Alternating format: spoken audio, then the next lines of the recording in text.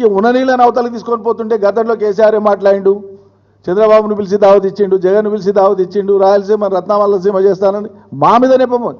ఎందుకు చెప్పిండు కేసీఆర్? చెప్పిండు, ఇలా చెప్తాడు, రేపు కూడా చెప్తాడు బరాబర్కి. ఎందుకు చెప్తాడు, ఏం చెప్తాడు కేసీఆర్?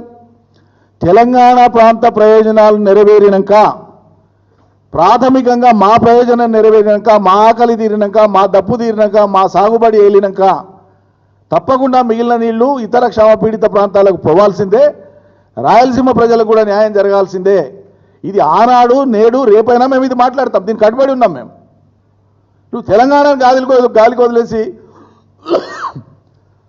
అవతలకు సాయం చేసేటువంటి విధంగా నువ్వు మాట్లాడతావు. రోజు తెలంగాణను తేలిక చేసి మాట్లాడతావు, 10 ఏళ్ళ తెలంగాణను అవమానించి మాట్లాడతావు. కేసీఆర్ లేకపోతే నువ్వు ఎక్కడన్నా నాకు అర్థం కాదు. ఇది తమాషాగా ఉంది. తెలంగాణనే లేకపోతే నువ్వు తెలంగాణ ముఖ్యమంత్రి ఎట్లయితావు? తెల్లారితే పొద్దుముక్తే కేసీఆర్ని తిట్టడమేనా పనికి మాలిన భాషతోనా? అది కూడా వయస్సు, అనుభవం, దక్షత ఇవేవి పరిగణలోకి రావు.